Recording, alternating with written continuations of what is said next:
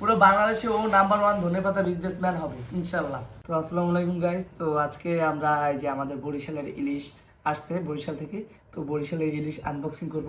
এই যে ঢেলা মাছ চিনেন কিনা, এই ইলিশের মতোই দেখতে। বিশেষ করে ইলিশের বিশেষত্বটা বলি, অনেকেই বলে যে চাঁদপুরের ইলিশ হয়েছে, চাঁদপুরের ইলিশ একটু নাম করা, কিন্তু ভাই বরিশালের ইলিশ কি এরা এখন আপনারা জানেন না। বরিশালের ইলিশে একটা ডিফারেন্ট একটা ঘ্রাণ, একটা স্বাদ, একটা মজা। তো এটা একটু ভিআইপি টাইপের বলতে গেলি। লোকাল তো চাঁদপুরের ইলিশ তো লোকাল, তাও বাংলাদেশের ইলিশ এটা ভালো, কিন্তু আমাদের বরিশাল যে একটা ব্র্যান্ড, এটা আমি আজকের ভিডিওতে তুলে দেবো। বরিশালকে একটু আলাদাভাবে রিপ্রেজেন্ট করি।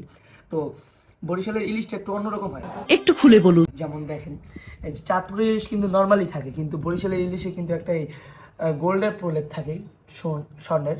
এবং প্রত্যেকটা ইলিশের মাথায় একটু স্বর্ণের, যেটা বিগ সাইজ সেটা স্বর্ণের এই যে স্বর্ণের একটা প্রলেপ দেখলেই বুঝবেন এটা বরিশালের ইলিশ। এটা ধরেন 24 ক্যারেট স্বর্ণের, 24 ক্যারেট গোল্ডের একটা প্রলেপ থাকে প্রত্যেকটা ইলিশের। আর যেগুলো মিডিয়াম সাইজ বা ছোটো সাইজ বলতে গেলে চলে, তো সেগুলো একটু রূপার সিলভারের একটা প্রলেপ থাকে, দেখুন চিকচিক করতেছে, ঠিক আছে। আর কি গোল্ডের একটা ব্যাপার স্যাপার এটা দেখলেই বোঝা যায় যে এক একটা ছেলে একটা গোল্ডের মতো চেহারা ফোকাস মারে। তো আমার ক্যামেরার পিছনে আমার যে ভাই, সে আজকে একটা আকাম করে ফেলাইছে। ও, আপনারা সবাই চিনে থাকবেন শিয়ান। সে সে আবার ধনেপাতার বিজনেস করে, বুঝছেন। এখন গেছে যাত্রাবাড়ি, ওইখানে তো আবার একটু ওই পাইকারি মূল্যে বাজার। সে আবার দেখা বরিশালের মানুষ, বুঝলি, এই যে এই কথানি ধরিয়া এই যে লেগেছে কি কয় ধনেপাতা, কইতেছে যে বাসার সামনে একটা বাজার আছে, বাজারে আসছে সে আবার বেচা কেনা করবে। আমি বলছি আচ্ছা সমস্যা নাই, কিন্তু পরিচয়টা শুভ দিও না, তুমি তো ধনেপাতার বিজনেস করো। এই গাইস, আপনারা কারা কারা ধনেপাতা কিনবেন প্লিজ ইনবক্স এবং কমেন্ট করবেন। এই যে আমার বাসায় অনেক ধনেপাতার এই যে পুরা কারিগরি গোডাম। বাংলাদেশ বলার আগে সে জানি ধনেপাতা নামে শিয়ান হিসেবে চিনে, ইনশাল্লাহ এরকম একটা ব্র্যান্ড তৈরি করবে।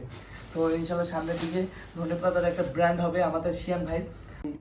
গত উইকে মালদ্বীপ গেছিলাম, মালদ্বীপ থেকে এই যে নিয়ে আসছি এই চিংড়িটা। এই যে আমি গোসল করতে নামছিলাম, পরে আশেপাশে দেখলাম যে জাল টাল, ওইখান থেকে আমি নিজেই ধরে আনছি, আমার নিজের ধরা জিনিস।